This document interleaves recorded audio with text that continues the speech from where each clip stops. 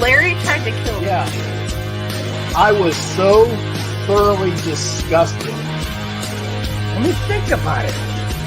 Why does it make you special to do what you do? Packers jumping around. They rush four. Plenty of time for John. Now squeezes, steps up in the pocket. Elliott can run inside the 10. Head first. He 5-yard line. My goodness.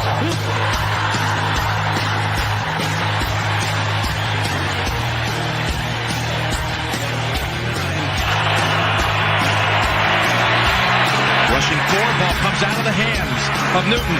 It's on the ground, and it's still on the ground. Picked up by T.J. Ward at the 4-yard line.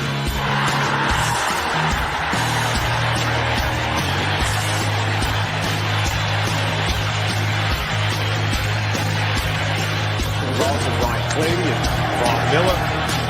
Third and long 3. Going deep. Oh, and he's got Thomas. Goodbye. Touchdown.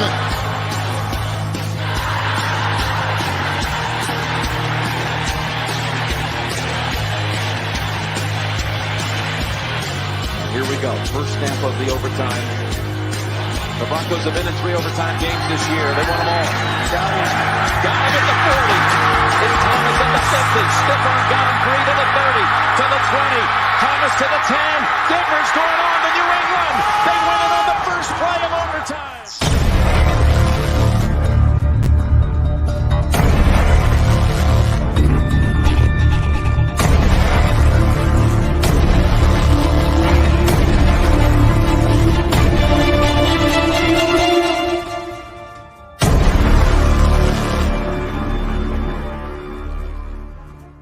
Hello, Bronco fans and football fans everywhere. Welcome to Broncos Breakdown on the MHRT Network. This is a show that is everything Broncos and brought to you with emotion, passion, facts, and of course, my comments. I am your host, Bronco Bill. All right, guys. Yes, this is Saturday. This is not the normal day that I'm on Friday. This is Saturday. Had a family situation yesterday, late afternoon, that kept me from really focusing on what I need to bring. And if I'm not focused, it's not fair to you guys. So I just couldn't do it. So I pushed it back to today. Everything's better. No major issues. So that's why this show, instead of being Friday, is now tonight at 5:00. Okay. Just a reminder, in case anybody has forgotten or didn't know, that tonight we need to change our clocks forward. For those people watching in different states, I know certain states don't do it. I don't know where everybody is, but the states that do change to daylight savings time, this is the night you need to do it. Or unless you want to do it 2 a.m, but who wants to wake up at 2 a.m. and do it? Okay, just a reminder, so that way you guys won't be late wherever you need to be tomorrow. All right. Hey, Ray, nice to have you in the house, man. What's going on, Ray? The reason why I'm wearing an Avalanche hat, by the way, Ray, is I haven't seen Avatar, and he's usually my Avalanche scoreboard. If anybody out there has got an Avalanche update, the Avalanche game is being played right now. It started at 3 p.m. my time, which is Pacific time. It's now a little after 5. So they were just going into the third period. I have no idea what the score is. It was 2-2 right before I came on. So anyway, anybody out there, keep me informed. I'd really appreciate it. That's why I got the Avalanche hat on. Okay. All right. Let's get into the first topic for tonight. It's a very sad news. So let me just get right to it. Legendary head coach and Pro Football Hall of Famer Bud Grant of the Minnesota Vikings has passed away today at the age of 95.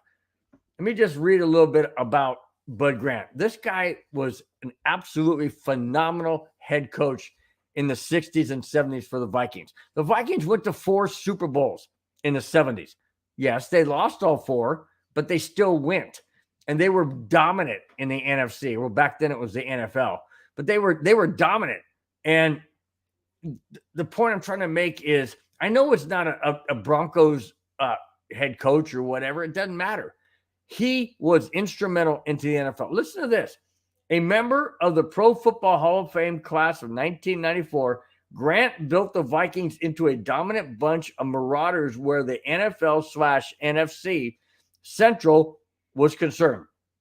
In an 11-season span from 1968 to 1978, Grant's Vikings sailed to 10 Central Division titles. That's insane. That's insane. If you want to make it more personal, so to speak, the Kansas City Chiefs have won 5 or 6 in a row. Bud Grant's Vikings won 10. That's crazy. That's crazy good. All right, I continue. In total, Grant coached 18 NFL seasons, all with the Vikings, and compiled a 158 wins, 96 losses, and 5 ties. Yes, guys, they could have ties back in those days. They didn't have overtime thing.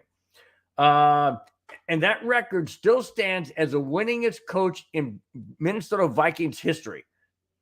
In this time with Minnesota, Grant's Vikings earned 12 playoff berths and 11 division titles. That's crazy. That is crazy good. Crazy good. I continue. Let me give you a little bit more about Bud Grant. The reason why I say this, and I know it's, like I said, I know it's not about the Broncos, but you have to understand that when it comes to the NFL and legendary coaches like a Hank Stram or a John Madden or a Bud Grant or a Don Coryell, they changed the game of the NFL. They literally changed the game of football as we know it today. So let me continue. History still holds Grant. Are you ready for this? I didn't know this until I read this right before, not right before I come on the show, but earlier today. Anyways, history still holds Grant as the only person to have played in the NFL, CFL, and the National Basketball Association. What? Bud Grant? An NBA player? Wow, that's crazy. I continue. Drafted by the NBA's Minneapolis Lakers. Now, a lot of people think that the LA Lakers are the original Lakers. No, they started in Minnesota. That's why they're called the Lakers, because Minnesota they're known as a state of 10,000 lakes. Not LA, more like 10,000. Well, never mind.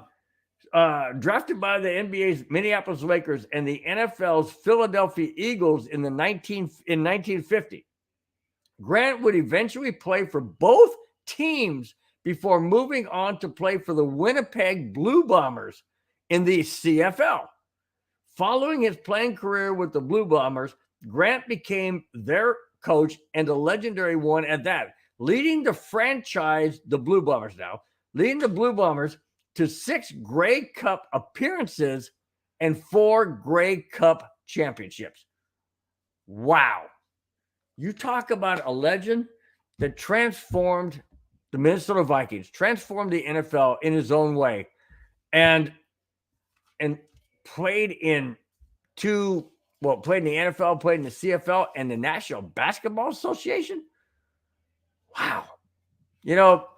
I really like I think most of you know, if you don't, you're going to hear it now. I was a Vikings fan from 1970 to 1976. And then I became a Broncos fan due to my older sister. And if you don't know the story, then maybe I'll share it again down the road. But in any case, I've been a Broncos fan, solid Broncos fan ever since. But the Vikings are still my NFC team. But whether they are or they're not. But what Bud Grant did for the NFL and for the Vikings, and just in general, just an amazing guy, passed away yesterday at the age of 95. Bud Grant, man, what an amazing career, an amazing, legendary head coach, 18 seasons with one team, and his only NFL team that he ever coached, the Minnesota Vikings. I'll bet you this coming season, they wear a patch right up here that says Grant. But Grant, May you rest in peace. Man. All right. Let's move on. All right. Let's go to the Denver Broncos. Well, before I do that, let me go into chat and just Ray says the score is still 2-2. Good. Just keep me posted, man, because I would love to have my tablet right next to me, but it would throw the show off, and I'm not going to do that to you guys. I'm not going to do it to myself either. Avatar, what's happening, man? Nice to have you, man. Always nice to have you. Both you and Ray keep me informed on the Avalanche game. I know last time I checked, Ray confirmed it was 2-2. So good.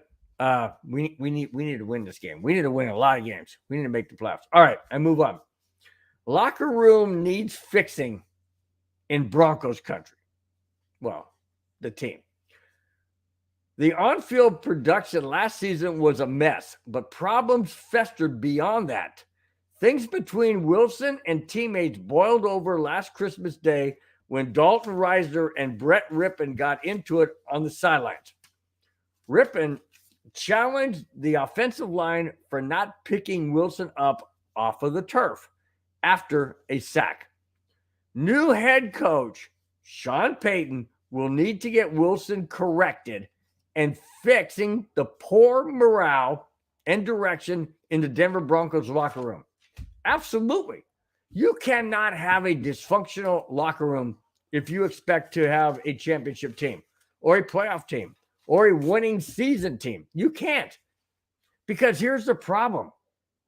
It only takes, well, I'm going to go to a Michael Jackson song. One bad apple, or was that the Jackson 5? Anyways, one bad apple doesn't spoil the whole bunch. Yes, it does. Absolutely it does.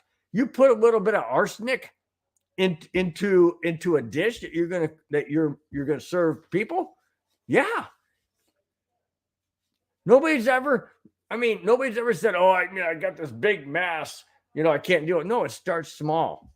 Yes, one apple, one dysfunctional person in a locker room can ruin the entire locker room.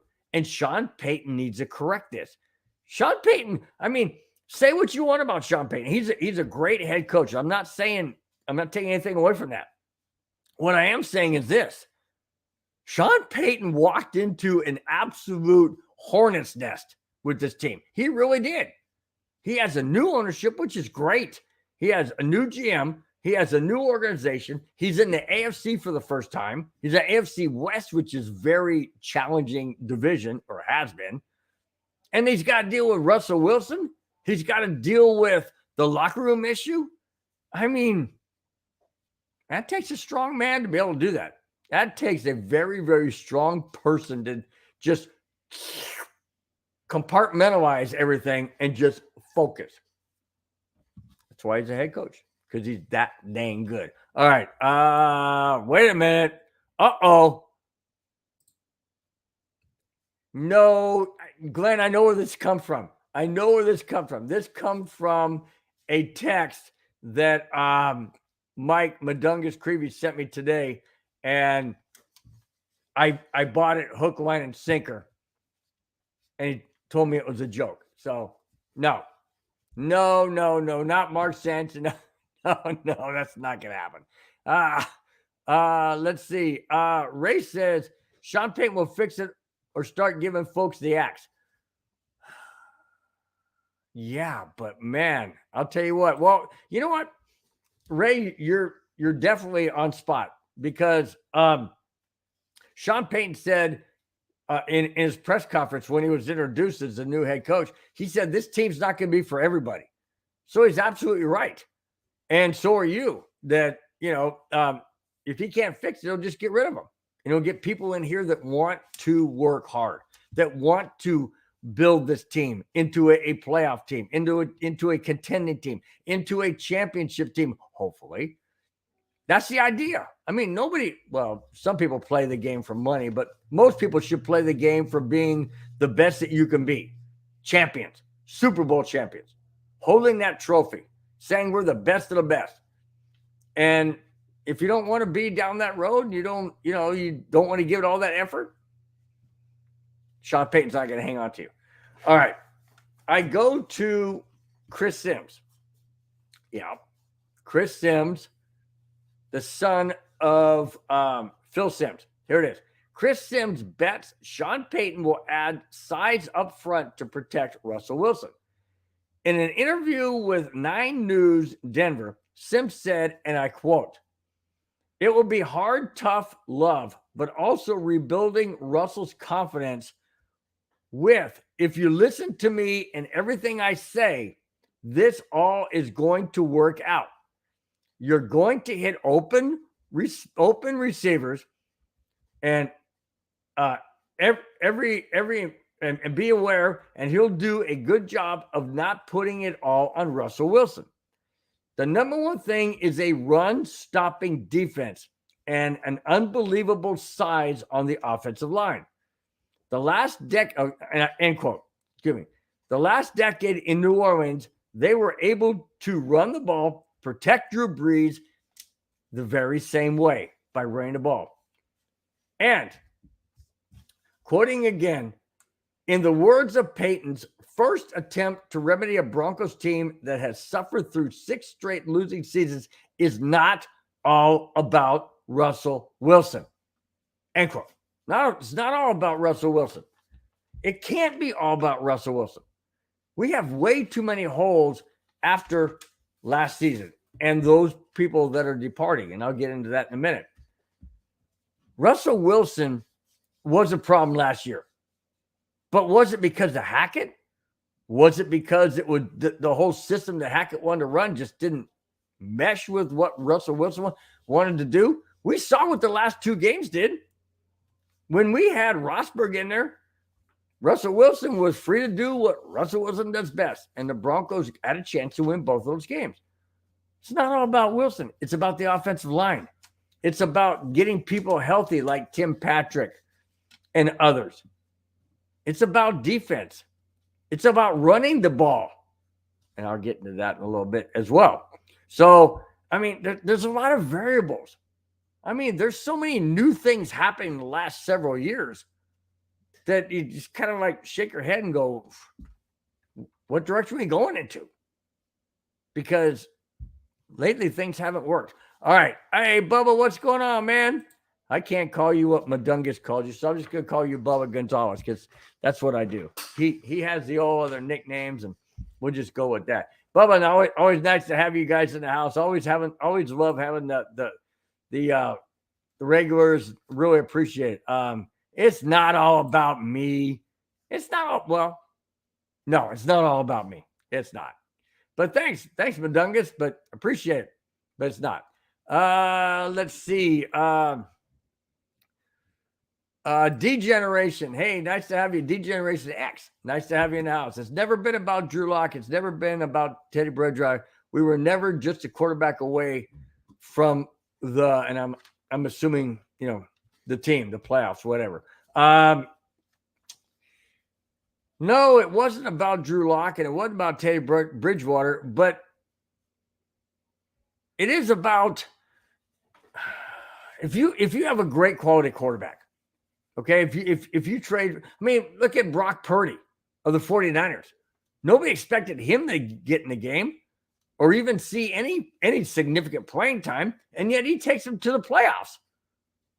So it is about the quarterback, but it's about a quarterback that gets it, that gets the system, that gets, works with the receivers, understands the playbook, all of that. It has everything to do with the head coach and the quarterback getting in sync. That never happened with Hackett.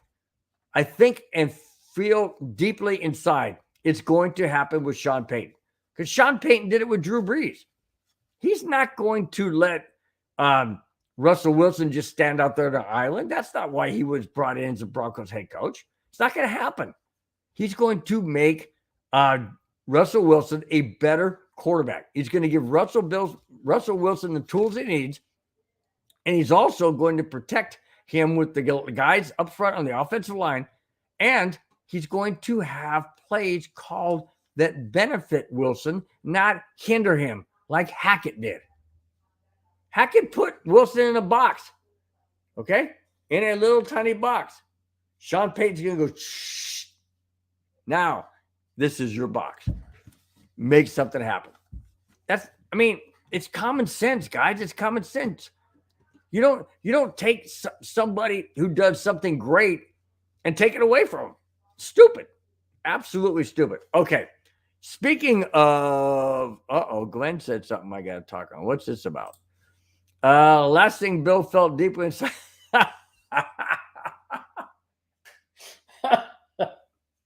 Oh my gosh. You know, if anybody wants to know what that's about, you're gonna have to go back to the neighborhood. And was it the neighborhood? No, yes, it was the neighborhood, I believe.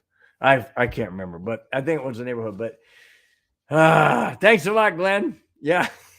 Thanks a lot. There's going to be a whole lot of questions asked. If nobody knows what that's about, there's going to be a whole lot of questions asked. What's he talking about? What's that got to do with anything? Bubba says, this is interesting. Bubba says, I heard Rodgers to the Jets for 4 firsts, 2 seconds, and 3/3 plus a 4th.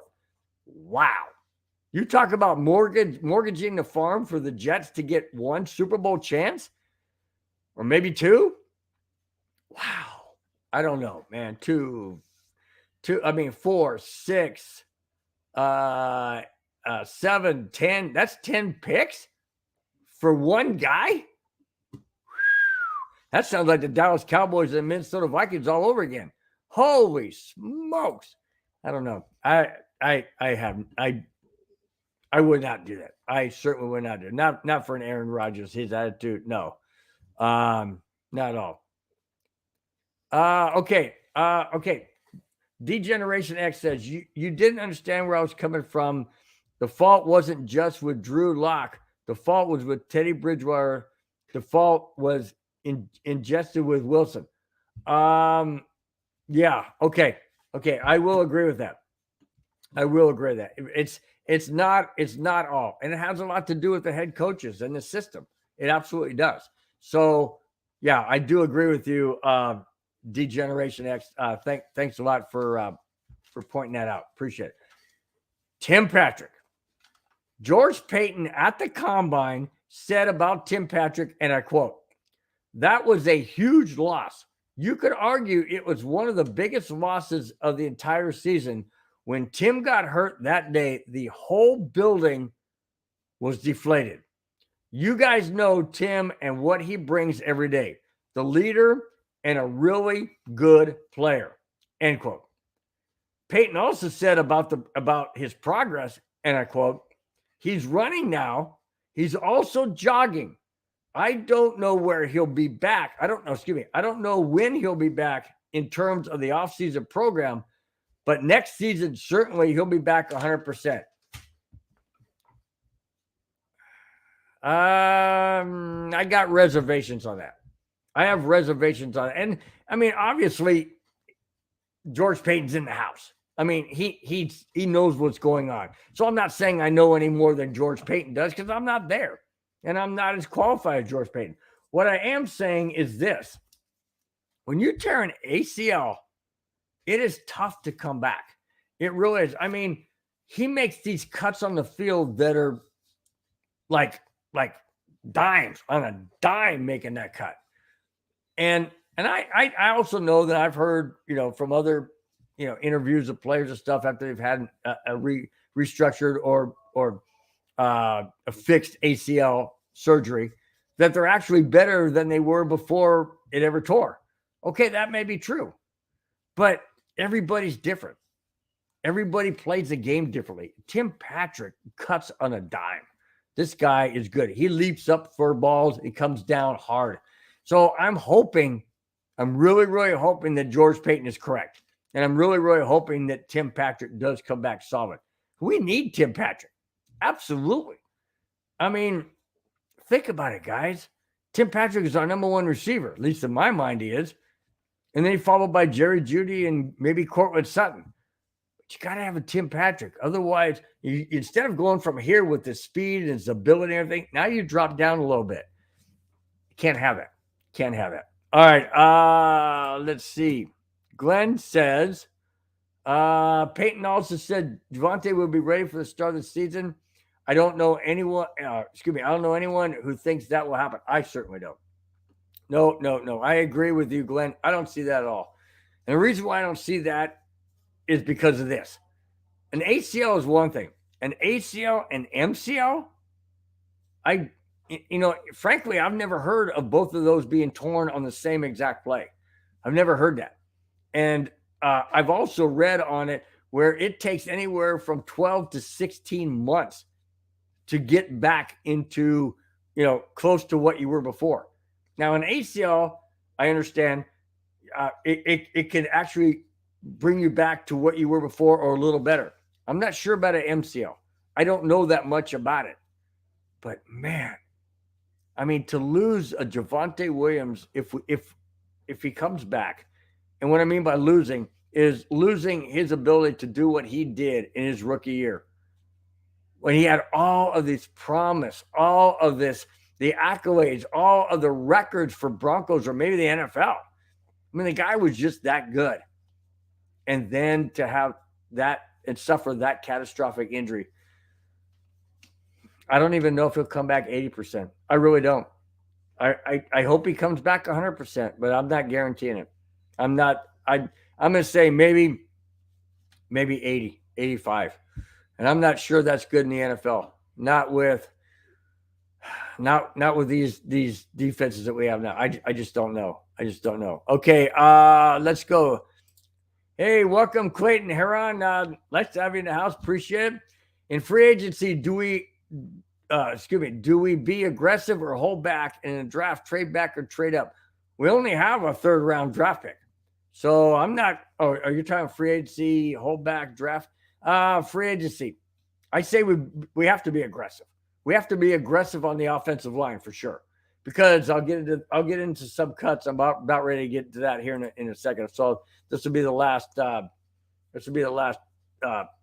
text that I pull up right now.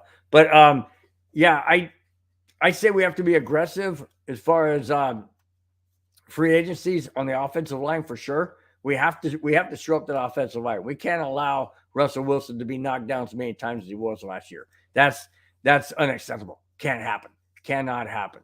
So move up in the draft. Well, we only got a third round draft pick to start our draft picks. So I'm not too sure we're going to be able to draft up. The only way we're going to be able to do it is if we trade somebody.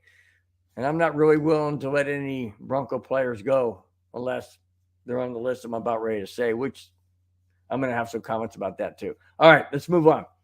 Draymond Jones. As expected, the Broncos did not place the franchise tag on Draymond Jones. That would have been at least, are you ready for this, guys? If he'd have been franchise tags, the Broncos would have been held responsible to pay him at least $18.94 million or maybe even $19.73 million for 2023.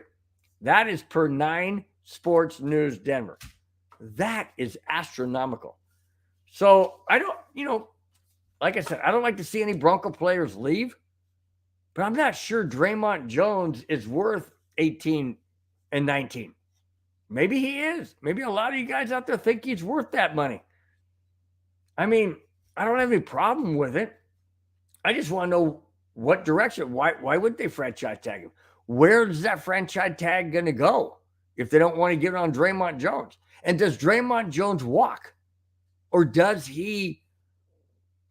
I mean, obviously, there's going to be teams out there that are going to want him. He's a really, really good, solid player, defensive player. Absolutely. But the thing is Denver did not franchise tag him. Why? Why would they not franchise tag him? If they didn't, because obviously they didn't, or they're not going to, who do they have in mind to franchise tag? And who do they have in mind in putting him somebody else's place? Who would that be? What was he a bad fit for the new defensive coordinator? I mean, not new per se. I mean, it's Vance Joseph, but was he a bad fit? What's the reason? Is it all money? Of course it is. Of course it's all money. I mean, for the most part. I just don't know what direction they're going to go into now. All right. Let's see. Oh man, we got a lot of comments in the chat. Let's go. Oh wow, this is interesting. D Generation X says J.K. Dobbins for Baltimore's running back had the same injury as Williams had, and it's been 3 years and he's still not the same. Oh man. D Generation X, you did not have to bring that to my attention. Really didn't want to hear that tonight. But I mean, yeah, that's what I'm saying. I mean, we have to go after running back. I'm getting that in a little bit too. It's just I don't know. It's heartbreaking. It's heartbreaking for such a young guy, had so much potential. And I know I'm jumping ahead of the gun because I really don't know if he's going to be different and come back 100%, maybe even stronger. Just not likely. Just not likely. Ray Haas says, I think it's the same thing Barkley from the Giants was injured with. Took him a season and a half, almost 2 seasons to get back. That's what I'm saying. It's my fear. That's my biggest fear. All right. Ooh, shoot. Let me get out of this. Okay. Almost did something. Almost did something stupid. Okay. Glenn expands on the non-franchising tag on Draymond Jones. We didn't franchise tag him, mostly like to stay in his good graces. He has been upset with the Broncos reportedly due to the Chubb trade, which was a great trade, by the way. So basically, Glenn, what you're saying is he's upset because we traded Bradley Chubb, and so the Broncos did him a favor by not franchise tagging him, pissing him off even more. Okay, all right, I get it. But then what happens? Did Draymond Jones walk? Obviously he does. So that's not a good thing. So I don't know. It's not really. I mean, it is what it is. It's a catch-22. You know, you franchise tag him, he's gonna be even more mad. You got rid of Bradley Chubb, and now he's even more mad. Yeah.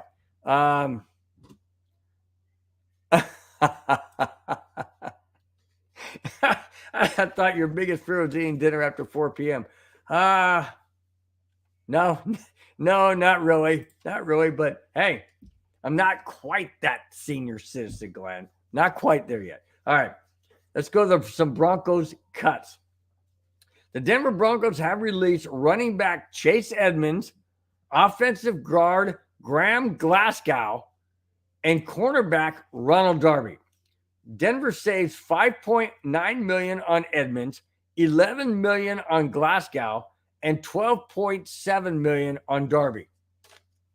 Good moves. Mixed emotions. I mean, I know Darby wasn't, a stellar cornerback last year. I like Chase Edmonds. I like Chase Edmonds a lot. And I really like Graham Glasgow. I don't want to see either one of those go. Like I said before, I don't like to see any Broncos player gone when they're wearing orange and blue. I don't want them to go to another team and be better or be successful on that team. I don't want it. Even when Shannon Sharp left and went to Baltimore years ago in the 90s, I didn't want Shannon Sharp to go to Baltimore. I couldn't stand Baltimore. Then when they won the Super Bowl, I was happy for Shannon Sharp, but I didn't want Baltimore to be successful but Shannon Sharp's different. Shannon Sharp's a Denver Bronco legend. Thank goodness he came back in the whole bit. But anyways, I don't like to see players leave unless I really don't like them. So, I mean, that being said, I like Chase Edmonds. I really do. And I like Graham Glasgow. I don't know why. I mean, I know why they did it for money. I mean, obviously, this is a business. You're going to try and get the best for the least amount of money. I get that. But at some point in time, you got to pay the Pied Piper. And the Broncos are not willing to do that with Glasgow or with Chase Edmonds. Maybe it doesn't fit in the new offensive scheme of Sean Payton. I don't know. Man, why get rid of offensive? I mean, excuse me. Why get rid of an offensive lineman? Those are the people you freaking need. Why get rid of them? I don't know. I don't get it, man. Let's see. Okay, but Glenn, he has to clear waivers, correct? He does have to clear waivers, and I don't know. Let's see. Chase Edmonds was what, 5.9 million? You think he's going to drop? He was due 5.9 million, and you think he's going to drop to 1.5 or 2? Whew, that's a steep drop, man. That's a steep drop. I don't know. I don't know. Well, sure. I mean, if he clears waivers and such, and then Denver offers him 1.5 or 2, you think he's really going to take it? That's less than half of what he was going to get. Well, if he still wants to play, I guess so. But man, that's crazy. Glenn also said Darby did a great job before the knee. Again, that's what I'm saying. Knee injuries, ACLs, MCLs, whatever the issue may be, you don't come back the same. You just don't. And that's the fear I have with these players of the Broncos that have ACLs. It's just, it's heartbreaking. It really is. Salary, Glenn said the salaries are way too high. Yeah, I agree. But I mean, if that's what the NFL is saying, if you franchise tag or you whatever they're doing stuff, I mean, they're the one that signed a contract, for heaven's sakes. You sign a contract knowing that the third or fourth year is going to be this. I mean, what do you expect? I mean, sure, that's why they're releasing because they don't want to pay it. But in a way, it's kind of like chicken crap.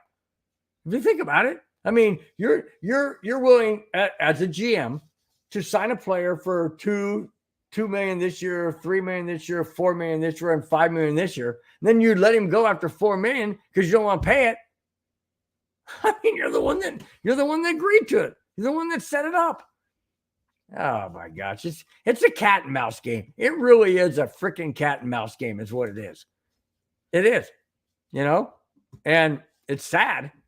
It's sad that it's like that, but it just boggles my mind, man. It really does. It's like moving the old proverbial shells. What ball's under the shell? It's like whatever.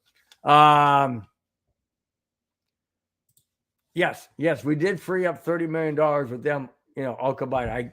Yeah, that's very, very true. And I know that's what Denver needed because they don't have any draft picks, for heaven's sakes, because it all went to Seattle and elsewhere. So, yeah, no, I totally get it, Glenn. I totally get it. And I understand, like I said, it's a business and it's all about money. I get it.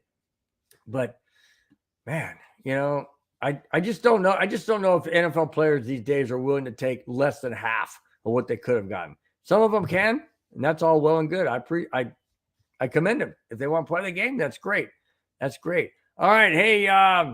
Hey, Keith O'Donnell. Nice to have you in the house. Thanks for coming in. Thanks for your comments.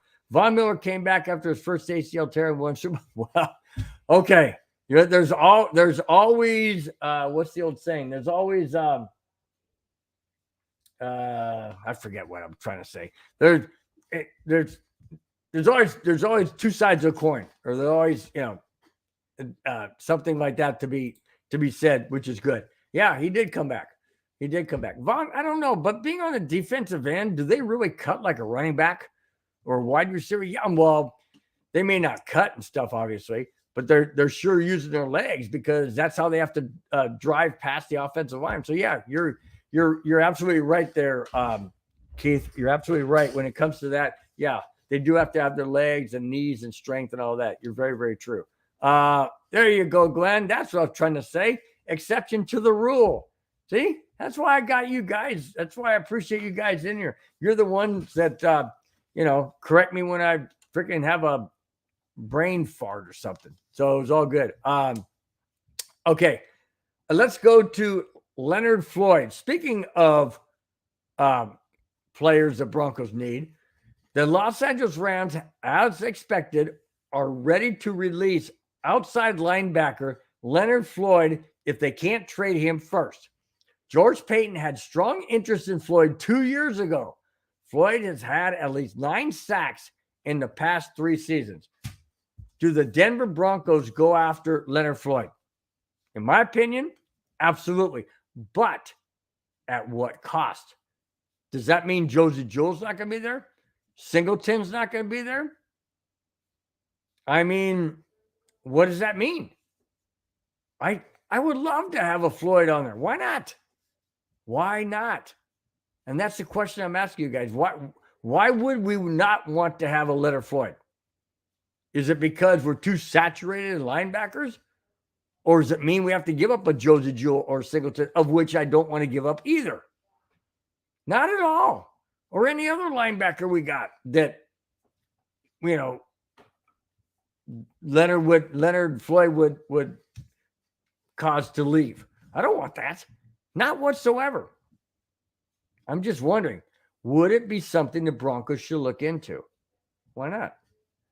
What's a phone call going to hurt to his agent? Hey, like to bring in Leonard Floyd for an interview, see what he thinks. Hey, why not? If they release him, why not? And yeah, I agree. That's what I'm saying. I definitely want Singleton to come back. Absolutely. That guy was amazing last year for the Broncos. Absolutely amazing. In my opinion, he was the MVP of the linebackers. I know that they don't do individual positions per se, but in my opinion, Singleton should have been the Broncos MVP of the linebackers. He was outstanding, amazing, absolutely amazing. All right. Speaking of other players released, wide receiver was released. The Minnesota Vikings have released Adam Thielen after a decade with the team. Thielen has had issues staying on the field with multiple injuries. Again, should the Broncos go after Adam Thielen? Why not? I've heard rumors that Cortland Sutton may be traded. I've heard rumors that Jerry Jeudy may be traded. Well, if Tim Patrick comes back, but he's not 100%, why not pick up an Adam Thielen? He's a veteran. He knows how to play football. He knows how to be a wide receiver. He's had many, many key catches in Vikings games. Many. Why not bring him in? Hey, we brought in a Brandon Stokely when he was, long in the tooth, so to speak, in football years. Why not bring in Adam Thielen? You could probably get him for pennies on the dollar. Why freaking not? Why not? Put him on, sign him and see what he can do in the preseason and such. I think he would be great on the Broncos. Absolutely be great on the Broncos. Okay, let's say the Broncos trade a Cortland Sutton. Just throwing that out there, okay? Let's say we trade a Cortland Sutton. Now you have a Tim Patrick. You don't know if it's 100%.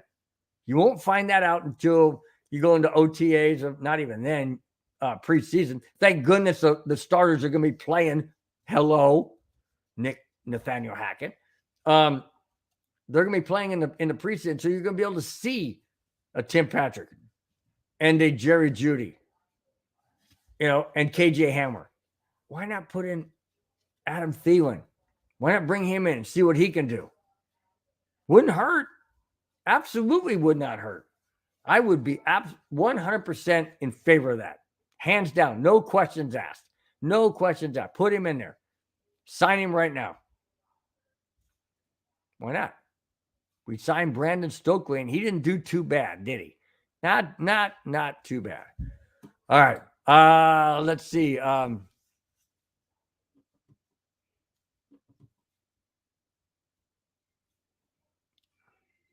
What? Avatar would still be on the roster if you could have your way. Avatar? Yeah, okay. Not sure. I'm missing something there. But it's okay. Okay.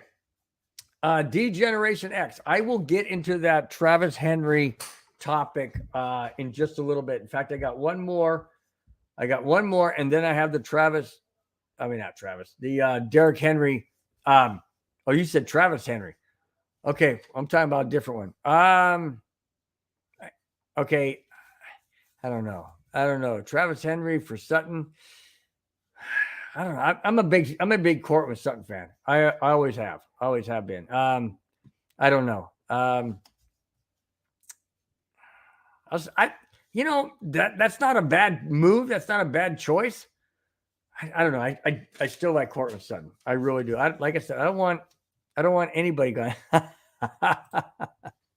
Yeah, that's what I was wondering. You said Avatar. I'm like, okay, no, Atwater. No, you're absolutely right. Atwater. Oh yeah, no doubt. Steve Atwater was amazing, amazing. Yeah, I love Atwater. Absolutely love Atwater. He was one of my favorite. He was one of my favorite players on the Denver Broncos, hands down by far. That hit he made in Super Bowl 32 and knocked out 2 players, including himself. Yeah. What a great player. All right, Derek Carr. Derek Carr leaves the AFC West. He leaves the AFC. And the New Orleans Saints have signed Derek Carr to a 4-year deal this past Monday. At the time of this report, terms of his salary were not available. The Las Vegas Raiders let Carr walk, and therefore the Saints didn't have to give Vegas any assets or players. Stupid move by McDaniels. But then us Bronco fans, Broncos country, knows all about McDaniels. He didn't want who's that guy? He let go to the Bears. Starts with the C. Dadgummit. Why can't I think of his name? Some I know Glenn in the chat will let me know who it is. Anyways, he didn't want him around. I mean, what I don't know what it is about quarterbacks that Josh McDaniels doesn't like. He doesn't like any quarterback. He doesn't like any quarterback that he inherits, I guess. I don't know, man. It's just I just don't get him. But it's really good for the AFC West. Thank you very much. It's good for the Broncos because who knows where they're going to go for quarterback. Jay Cutler. There you go. I knew it started with the C. Glenn, thank you very much. I'll put you up there just so you recognize. See, Jay Cutler. See, I knew it started with the C. Just, I don't know why. I kept thinking of Cousins or I was even thinking of Castle, Matt Castle. Where'd that come from? I knew we didn't. I knew that one in. All right. I go to Derrick Henry. The Tennessee Titans are shopping running back Derrick Henry, with the Broncos releasing several players to create cap space and money. Could the Broncos and should the Broncos be a serious contender to get Derrick Henry? I say absolutely no question. Hands down, yes. Make a move. Make an offer. Bring him in. No, why? Why not? Derrick Henry is a beast. And if we have Derrick Henry and we have why am I drawing a blank? I'm drawing a blank again on our other running back. Not Javonte Williams. I mean, hopefully Javonte Williams comes back. But yeah, I mean, if we have a Derrick Henry, that guy is solid. I'm not sure what it would cost. And then bringing this up because this is what I saw. ATG Nat Blake says, what would it cost? I don't know. Yeah, that's exactly the point. We don't know what it costs. But if we got $30 million in cap space because we released 3 players, I'm not going to give him $30 million. But I mean, why not bring him in? Bring him, have him come in. Okay? Have him come in and be there with Murray. Yeah, thanks, Glenn. I knew you'd come up with it, man. I don't know why I'm, maybe it had to do with the incident with family last night. I don't know, but I am focused, guys. I really am focused, and I'm sorry for forgetting some of these names and stuff, but that's why we got guys in the chat to help me out. So I say, why not bring him in? He can definitely be a 1-2 punch with Murray, with Javonte Williams. I know we don't have Chase Edmonds anymore, but I mean he can be in there and solid back. That's what Russell Wilson needs. Is a great running game, and the Broncos need a great offensive line to protect Wilson and to open holes for the running backs. Why not bring in a Derrick Henry? Why not? If Tennessee's willing to let him go or shop him, actually, I don't think they're letting him go. If they're willing to shop him, why not? What's Denver going to have to give up? That's the problem. That's the problem. What's Denver going to have to give up? Is it going to be a Cortland Sutton? Is it going to be a Javonte Williams or a Murray or Jerry Jeudy, in which I'm not in favor of? Tim Patrick, I'm not in favor of. KJ Hamler, I'm not in favor of. So what's it going to be? That's the problem. That's the problem. And if they're asking the moon and back, I say forget it. Absolutely do not do it. Do not pull that trigger. I don't think George Payton would do that. I don't think I don't think he'd mortgage the farm, but didn't he do that with Russell Wilson? Okay, I don't think he'll do it twice. Hopefully. Cross my fingers that he doesn't do it twice. But no, you can't mortgage a farm to get an aging Derrick Henry. You can't do it. I know he's great. I know he's solid. I know he's good. Just can't mortgage a farm this late in his career. That's what I'm saying. Glenn says Henry's only $10 million trade. Garrett and 5th round pick, and it's essentially a wash. Garrett. Who's Garrett? Trade Garrett. Who's that? Expand on it, because I'm not sure who you mean by Garrett. Sorry about that, Glenn.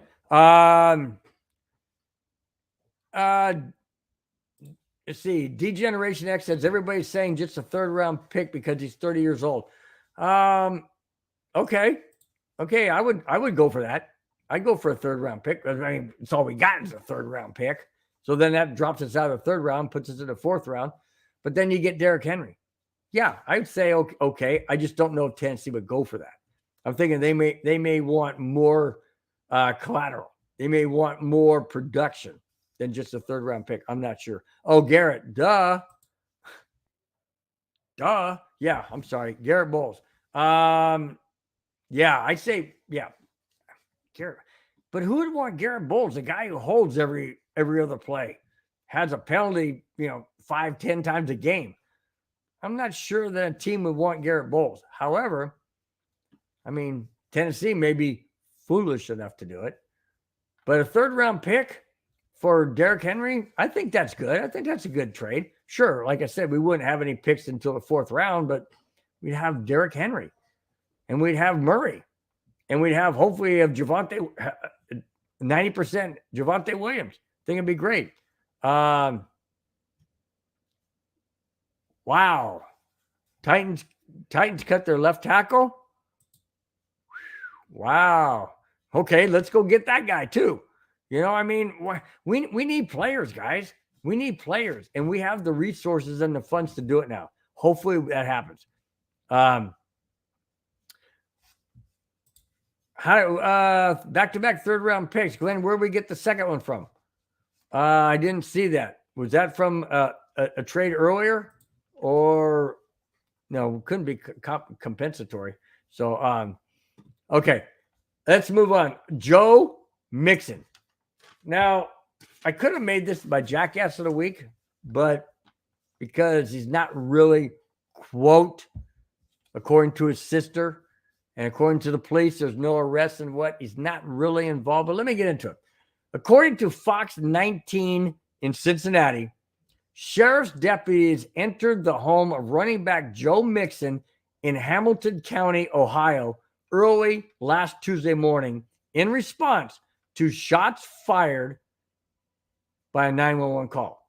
No arrests have been made. A juvenile was reportedly taken to the hospital with minor injuries.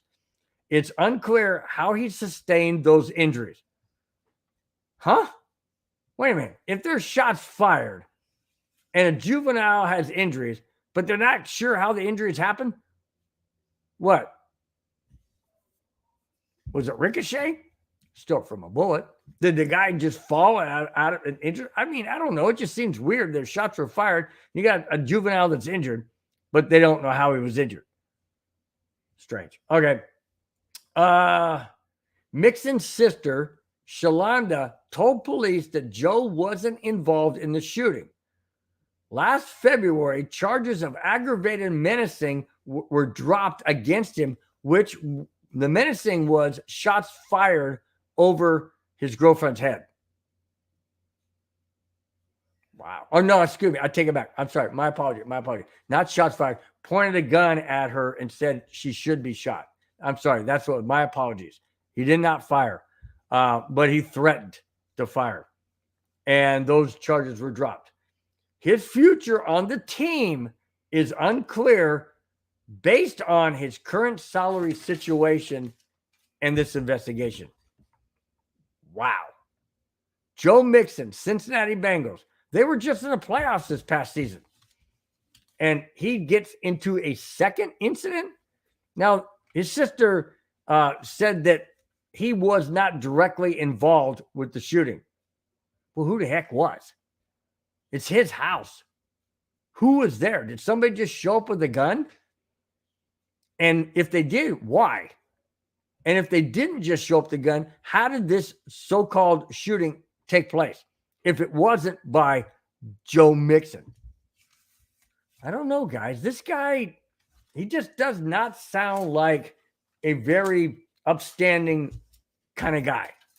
He doesn't. And if his future is done in the NFL / Cincinnati Bengals, does the NFL keep him in? Does Cincinnati Bengals keep him on the team? If they let him go, if they release him, does he go to another team? I certainly don't want him on the Broncos with this track record. None whatsoever. I don't want disruption in the locker room. We talked about that the very first segment. We don't want disruption in the locker room. We've had that the last several years. We don't need to bring a cancer into the locker room. But man, I mean, why can't these guys just keep their freaking nose clean? Why can't they do the right thing? They hang around the wrong people. They invite the wrong clientele, whatever. Unbelievable. Unbelievable. Glenn said Joe Mixon is in the news way too much for bad reasons. Like, amazing after he got another chance after punching that woman in college. Oh, yeah, I forgot about that one. That's a whole nother thing. I mean, how do these guys keep staying in the NFL? Well, I know why. Because they're good at what they do. They're the best at what they do. And money talks. You're not going to want to take out a star player out of the NFL if he's bringing in you bank and your team's prospering. But at some point in time, the NFL has to put their foot down and say, enough's enough. Enough is enough. Yeah, we want to win, but we don't want to win this way. We don't want to have these kind of guys on the team. Unbelievable. I just don't understand. And like I said, I could have brought this as my Jackass of the Week. I'm not going to. I do have one following here in just a second. But I don't understand. I mean, I know the old saying, if you're not cheating, you're not trying. And I'm talking about the Jackass of the Week coming up. If you're not cheating, you're not trying. But to me, that is just frustrating because it's not right. It's not correct. It's just like I teach my grandson, don't try and cheat in the game because you're not legally winning, or not legally. You're not legitimately winning. It's cheating. You're not doing it the right way. Do it the right way. Be honest. Why are you doing stupid things that will put you in jail or kick you out of the NFL? Something that you love and you worked your college days for or your Pop Warner days for. Why are you throwing it away? Being stupid. I just don't get it whatsoever.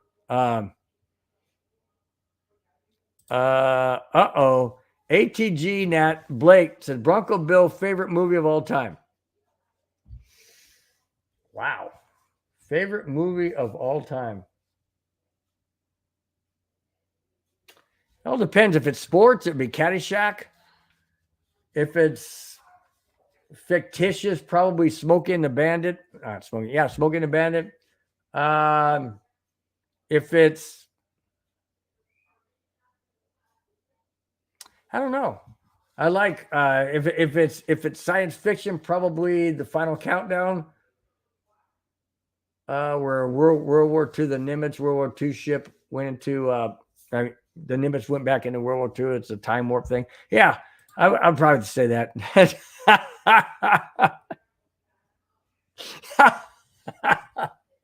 Oh my gosh, Glenn. No. No, that's not my favorite one. My second favorite. No, don't tell my wife. No, just kidding. No, I've never seen that movie. I swear, guys, I've never seen that movie. No, that's not it. I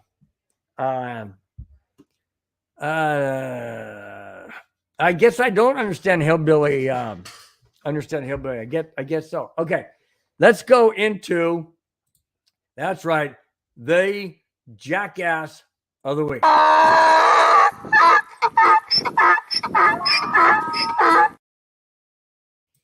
Okay.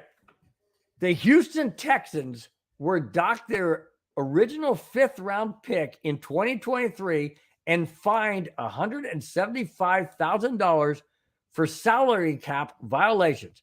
The NFL announced on this past Thursday. The NFL said in 2020, Houston provided then Texans quarterback Deshaun Watson with, oh boy, undisclosed compensation in the form of a membership at an alternative athletic facility. What? Wait a minute. Remember going back, guys, remember Deshaun Watson had that inappropriate sexual contact with, quote, therapy sessions, like back rubs and things like that.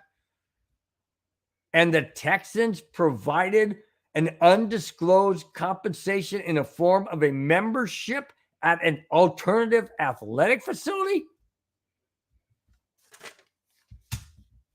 Is that where it all started?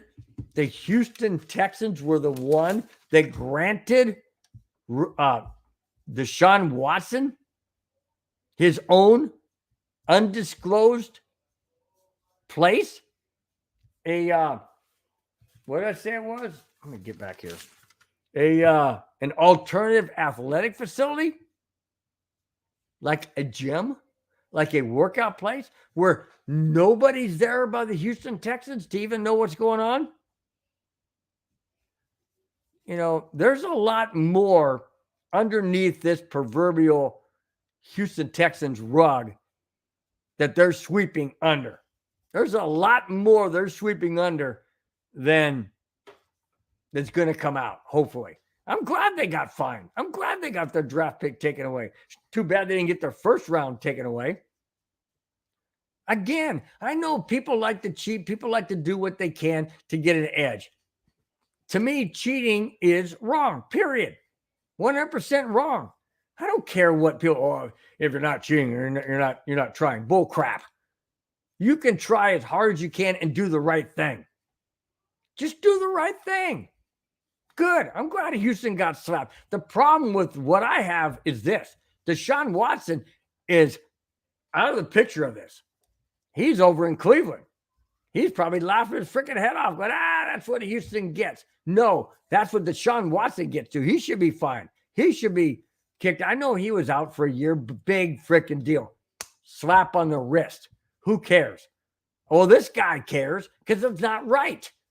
It's not right. And I'm glad Houston got slapped, so to speak. They should have been hit harder. Absolutely hit harder. But at least they got hit.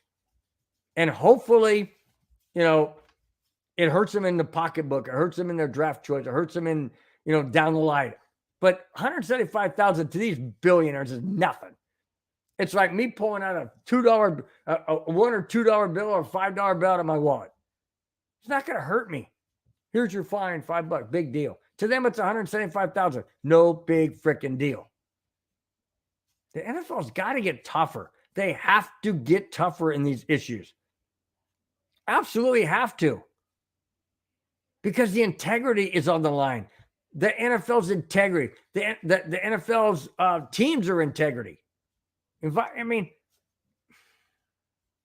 I don't like, I would never like, okay, I'll be happy if we won any Super Bowl, but I don't want to win it on a bad penalty call or a bad call period or whatever. I want to win legitimately. I want to win because we earned it. And I know that if there's a bad penalty call, basically you earned it because you created. I don't want that. I don't want that. I want it like it was in Super Bowl 32. Denver earned that one. They earned that one with Terrell Davis. And we won Super Bowl 50 because we earned it on the defense of Von Miller and the rest of the defensive team. We earned it. There was no call that, Denver shouldn't have won that game because that was a bad call. No, I don't want that. Just like last Super Bowl. People say it was a bad call. Yes, I think it was too. It should not have been called. I would hate to win it like that. Would I like to win a Super Bowl every time? Absolutely. But I want to win it legitimately. I want to win it honestly. I want to win it fairly. I don't want to win it because of cheating of this, that, or the other. And this, for the Houston Texans, is an absolute another blemish on their already sorry team. Already sorry team. Jackass of the week? Yeah. Why? Because they're stupid. That's why. They went and did a stupid move. Granted that, didn't think they were going to get caught. And then these women turn up and all of a sudden they got egg on their face. Well, good. You deserve it. There you go. All right. I'm going to get into a Von Miller here in just a moment. Yeah. Watson was accused of dozen of massage therapist. Absolutely. But the thing is, if Houston, Glenn, if Houston's going to provide an undisclosed, let me bring this back up here again. Let me read this one more time. Texas quarterback was given undisclosed compensation in a form of a membership at an alternative athletic facility. Why would you do that? If you're an organization and a team, why in heaven's name would you do that? I mean, you talk about stupid. You talk about opening Pandora's box. I mean, putting a wolf to watch the hen house. That's stupid. Unbelievable. Just unbelievable. Glenn, yes, absolutely nailed it on the head. Watson shouldn't be fined. He should be in jail. Absolutely. And that's another thing that bothers me. Why in heaven's name are these guys being protected? Well, I said it earlier, and I'll say it again. They're being protected because they bring the NFL money. They bring in the fans. They are the face of the franchise. They are doing what normal human beings like you and me and whatever can't do. They're on the NFL stage, and the NFL is productive, and the NFL is money. And they're not going to want to throw that away. That's why he's not in jail. That's why there's that's why these guys get away with it. I mean, it's all across sports. Every sport has their top guys. Every sport has their top guys. And when the top guys retire, the next one come up. Tom Brady retired. Guess who's right in line? Patrick Mahomes. Deshaun Watson. Just saying. Bad guys finish. Bad guys or good guys finish last. Yeah, bad guys finish on top because that's what they want. They want the guys that are out there. They want the name out there. Absolutely, that's who they want. Okay. Wait a minute, Glenn. What are you saying here? Glenn says you can't blame Houston for his behavior. They are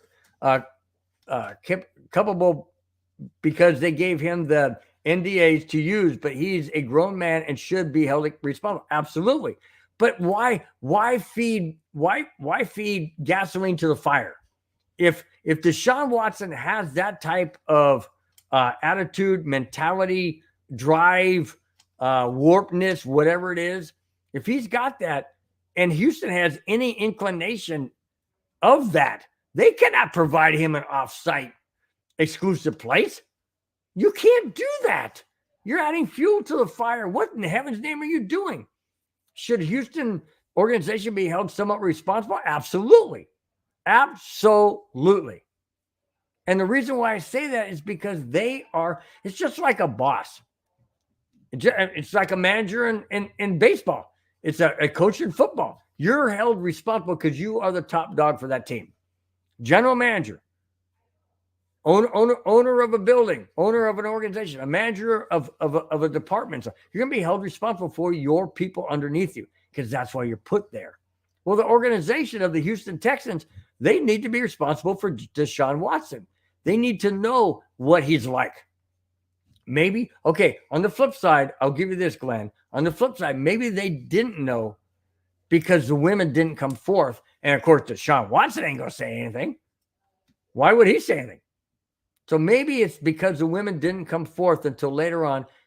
And, okay, I'll give you that when it comes to the Houston Texans. But ultimately, in my opinion, they're still responsible to some degree because they provided that convenient spot and that convenient place for Deshaun Watson to be. All right. I'm going to move on to Von Miller. According to 9 News Denver, this is interesting. I'd really like to get your guys' thoughts on this. According to 9 News Denver, former Broncos great Von Miller said he wants to become a general manager in the NFL and build a Super Bowl team winning team after his playing days are over and done. Wow. My thought is this. Von Miller to be a general manager of any team, I think he would be great. Von Miller knows the game. He knows how to play the game. He understands the game. But I'm not quite sure, though, general manager, being on the defensive side of things, if he would be a really good general manager in the entire scope of a team. Special teams, head coach, offensive coordinator. Well, head coach would pick those, but, head coach, signing offensive players. He'd probably be really good in signing defensive players. I'm just wondering. What do you guys think? Do you think Von Miller would be a really good general manager and a Super Bowl caliber general manager to take and build his team into a Super Bowl championship winning team? I don't know. I think he'd be really good at scoping out and seeing, who to sign on the defensive side because that's what he plays. I don't know if he would be completely engaged in all of the aspects of hiring a head coach and what it takes to get players for the offense and special teams. I don't know. But that's interesting. That was per 9 News out of Denver that Von Miller is looking or would love to be a general manager on a team, on an NFL team, and to build a team into a Super Bowl winning championship team. Would you guys, let me go a step further. Would you like to see Von Miller as a Broncos general manager? Would you like to see him? John Elway was the general manager? That didn't really work out too well. You have George Payton now, and he never played, as far as I know, he never played in the NFL. And he's really good general manager. Would Von Miller be a really, really good general manager? I don't know. I don't know. It's interesting though. That's just an interesting thought pertaining to Von Miller. I thought that was wow. Wow. I did not know that, Glenn. Von was shadowing general managers at the combine this year. Woo, well, there you go. Okay, let me throw this out. Does that mean that Von Miller is really only looking to play one more year? Remember, he got injured this year, guys, and he may not come back 100% with the Buffalo Bills. So could this 2023 season be his last year? And he's starting to get a jump on what general managers are looking at, how they conduct their business, how they go about scouting or looking at players or talking to people or whatever. Could this be Von Miller's last year in the NFL, and then he wants to jump right into being a general manager somewhere? That's interesting. And I'm just wondering, do general managers have to start somewhere else? Like maybe, I don't know, assistant general manager, assistant coach, to kind of get the insight and the feel of what it takes to be a general manager? I don't know. I really don't. that is extremely interesting. That what Glenn brought up, that Von Miller is shadowing general managers at the combine this year. Wow. Well, good. Hats off to Von Miller. Whatever he wants to do is awesome to me. I don't care. I really don't. He's won 2 Super Bowls. He's won 1 with the Denver Broncos. He's been outstanding. Why not pursue general managership? Why not? I mean, that would be great. I think that would be really exciting to follow. I think that'd be good. Again, Glenn, I agree. I love that Vaughn wants to do this. I think it'd be great. I absolutely do too. I think it'd be outstanding. Why not? I mean, if he's got the love for the game and the passion for the game and the energy for the game, and he just wants to take it off the field and go into general managership, why not? I mean, who knows? Maybe Von Miller could be another great general manager that just, turns a mediocre team or an average team into a dynasty. Just hope he doesn't do it for the Chargers or the Chiefs or the Raiders. Absolutely not. But, oh my gosh. I mean, I'm going to be watching this. I really am going to be watching this because I really want to see what Von Miller can do. Maybe I have to get a jersey that on the back, instead of saying Miller, it might say Miller GM. I mean, why not get a custom-made jersey that says Miller GM? Be pretty cool. All right. This is interesting. D Generation X says, or he is interested in getting into the X NFL, or you mean the XFL, as a team owner and then move into the NFL. That could be a possibility. Absolutely could be a possibility. That's what I was saying. Does it start as a assistant GM or assistant coach or somewhere down the line where he can get some experience and then move into general manager? I don't know. I don't know. That's interesting, but I'm definitely going to keep watching this because I think it really is something that Von Miller is going to be really, really good at. All right. I'm going to wrap this show up. I know it's been long, guys, and thanks for tuning in tonight. I really appreciate it. I've got a new segment that I don't have the intro hasn't been created yet, but I'm calling it the Mile High Salute. So until I get the intro, I'm going to be just doing this, and it's going to be a feel-good story or feel-good segment at the end of the show. I mean, you go through all of these. I go through all these things of players leaving, players being traded, injuries, people that pass away. I want to get into something that ends the show on a really good, feel-good story. And I'm calling it the Mile High Salute because I'm saluting these guys for doing above and beyond for various reasons. And it's not always going to be NFL related. It could be any sports. It could be anything. Anything that somebody does in the community that is worthy of the Mile High Salute. Okay? Here it is. Not the Mile High Club. Glenn, not the Mile High Club. That's something totally different. I'm not doing the Mile High Club. No. This is called, guys, until I get the intro, I'm going to do it this way. And so here is the Mile High Salute. All right. KJ Osborne. According to Pro Football Talk, Vikings receiver pulled a man from a burning car last Sunday. People are getting a glimpse of the kind of man Osborne is. Osborne tweeted the following, and I quote, "Most of the time, the saying goes wrong place, wrong time. But this time, I believe God had me and us at the right place at the exact time. Last night, myself and 3 absolute heroes helped save a man's life by rescuing him from a vehicle up in flames after he had a bad crash. I'll leave you with this, guys. God is real. He will send angels to be camped around you and provide you with his grace and mercy." End quote. It's easy to do the right thing. This is from Pro Football Talk. It's easy to do the right thing when there's no risk. It's a lot harder when you put yourself at risk. 100%. Wow. You know what?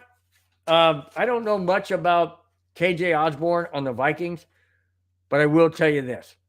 Whether he's in his early 20s, mid-20s, played in the NFL for 10 years, 12 years, whatever it is, when you're willing to put your own life, your own living life on the line to save somebody that you don't even know from a burning vehicle, along with 3 other people that is mentioned here, and you're willing to put your own life in jeopardy to save another man's life, is heroic in and of itself. But when you're an athlete, and I'm not taking anything away from anybody who does this ordinarily, but what I'm saying is he's an athlete. He makes his living playing football as a wide receiver for the Minnesota Vikings. If he gets burned and scarred or injured or maimed or his legs broke, whatever, by doing this out of the kindness of his heart, being a human being, doing the right thing to save another man's life, putting his own life in jeopardy and his career in jeopardy.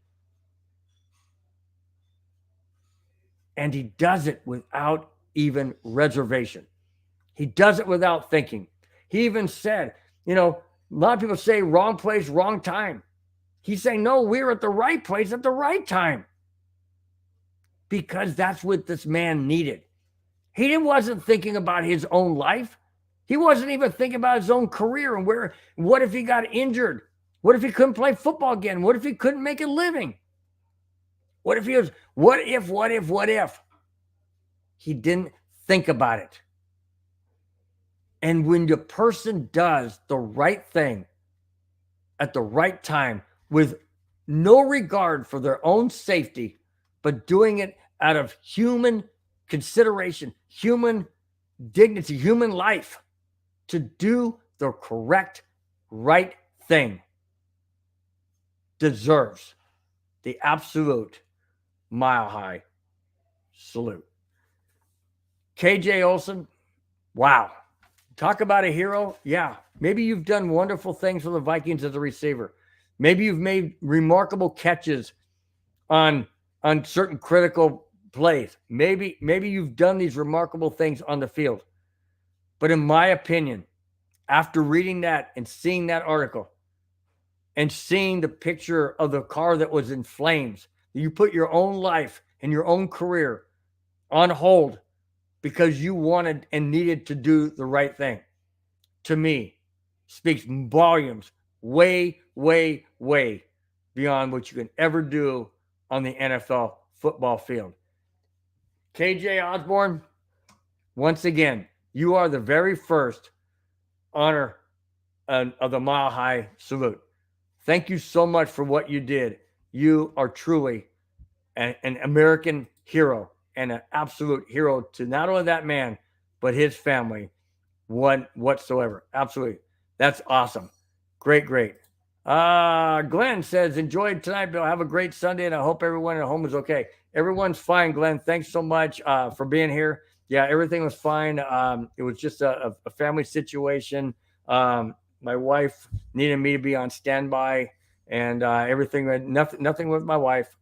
It was just a family issue that she was the middle person to, and I was there for her backup. So that's why I couldn't do last night. I was not even focused. But thanks a lot, guys, for being in the chat. Before I get out of here, I do want to say thanks to everybody that was in the chat. We got Ray, we got Avatar, we got Glenn, Bubba, Madungus, D-Generation X. Who else? I know we got somebody else here I'm missing. Let's see. Did I miss somebody? Oh, yeah. Keith O'Donnell, Clayton Huron. Appreciate you guys. All your comments, all your support. Definitely 100%. Thanks, everybody, for taking their Saturday evening to be part of the show. Really appreciate it. I'll be back here next Friday for sure. And really appreciate it. Thanks so much. That's it, guys. That's all I have. Thanks for watching. Thanks for subscribing. If you haven't, please do so. I myself would appreciate it. And the MHRT Network in in general, we appreciate it. Thank you so much. Thanks for everybody in the chat. Like I mentioned earlier, really do appreciate it. I've mentioned this many, many times. Guys, it would not be as great of a show, as enjoyable of a show, and as engaging if you guys were not here. Really, really do appreciate it. Thanks so much for the dialogue. Thanks so much for your comments. It makes this show all that much better. Before I get out of here, real quick, Monday night, this is Saturday. So Monday night, we're going to be doing the neighborhood. It'll be Madungus Creepy and myself. We're going to be doing the Avalanche neighborhood. Forgot who they're playing. It might be Montreal. I don't know. I forget. Anyways, it's going to be the neighborhood on Monday night, Avalanche neighborhood. And then on also on Monday is going to be the Cluster Puck. That is hosted by Nick and Britt. They talk about Avalanche, and that goes live every 4, 5, 6, and 7. And then, 5, 6, 7, and 8. And then on Tuesday, we have the 5280. That goes off live every 5, 6, 7, and 8. That's followed immediately by the No Nonsense and Whiskey. That follows the 5280 right after their show. And then on Wednesday, we have the Wild Wild West. That features a fan from every AFC West team: Broncos, Raiders, Chargers, and Chiefs. Check it out. They're going to be talking about the upcoming draft as well as other topics that they may have. That goes live every 4:30, 5:30, 6:30, and 7:30. And then again, on Friday, this show, Broncos Breakdown, goes live every Friday, 5, 6, 7, and 8. Thanks a lot again, guys, for participating. Really appreciate it. You guys have a wonderful, wonderful rest of your Saturday. And don't forget to move your clocks forward in those states that go on to daylight savings time. That, again, guys, thanks so much. Really appreciate it. Have a wonderful rest of your weekend. We will talk to you on Monday with the neighborhood, and then on Friday on Broncos Breakdown. Till then, guys, have a great night. Talk to you then. Bye-bye.